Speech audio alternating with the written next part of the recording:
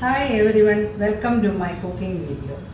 ഇന്നത്തെ വീഡിയോയിൽ ഞാൻ ഒരു പാസ്ത സാലഡ് എങ്ങനെ ചെയ്യാമെന്ന് കാണിക്കാം. ഇതെല്ലാവർക്കും അറിയാവുന്ന കാര്യമാണ്, എങ്കിലും ഞാൻ ചെയ്യുന്ന രീതി നിങ്ങളെ ഒന്ന് കാണിച്ചു തരാം.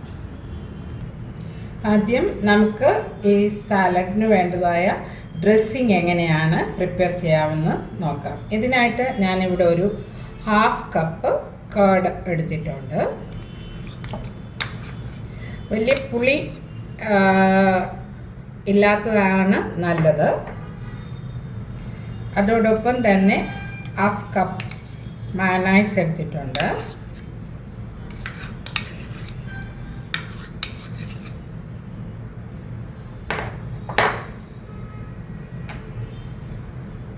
ഒരു 4 ടീസ്പൂണ് മസ്റ്റേർഡ് സോസ്,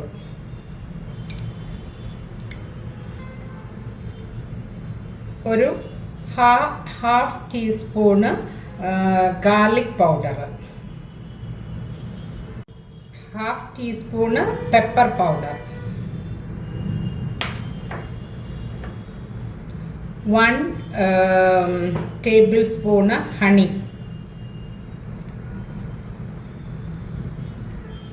ഇത് നന്നായിട്ട് ജോയിൻ ചെയ്യുക. ഇത് നല്ലതായിട്ട് മിക്സ് ചെയ്തിട്ടുണ്ട്. ഇനി അതിലേക്ക് ഒരു 1 ടേബിൾ സ്പൂണ് ഒലിവ് ഓയിൽ. ഇതില്ല എങ്കിൽ വെർജിൻ കോക്കനട്ട് ഓയിൽ യൂസ് ചെയ്യുക.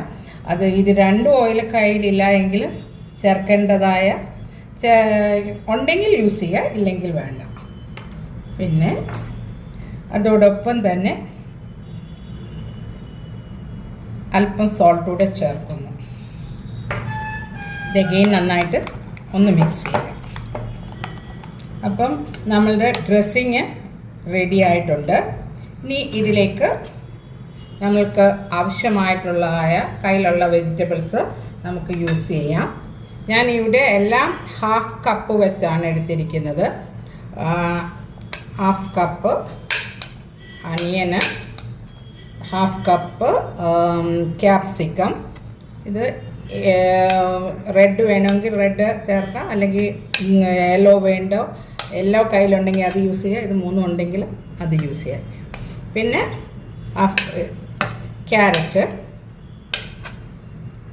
ടൊമാറ്റോ, ഇതെല്ലാം 1/2 കപ്പ് വെച്ചാണ് ഞാൻ എടുത്തേക്കുന്നത്. പിന്നെ ക്യാബേജ്, ഞാനിവിടെ യൂസ് ചെയ്തേക്കുന്നത് ചൈനീസ് ക്യാബേജാണ്. അതല്ല എങ്കിൽ നമ്മളുടെ ക്യാബേജ് യൂസ് ചെയ്യാം.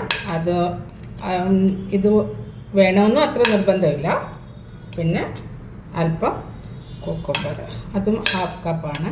ഇതൊക്കെ നമ്മളുടെ കയ്യിൽ അവൈലബിൾ ആയ രീതിയിലുള്ള എന്ത് വെജിറ്റബിളാണ് നമ്മളുടെ കയ്യിലുള്ളത് അത് നമ്മൾ യൂസ് ചെയ്യുക.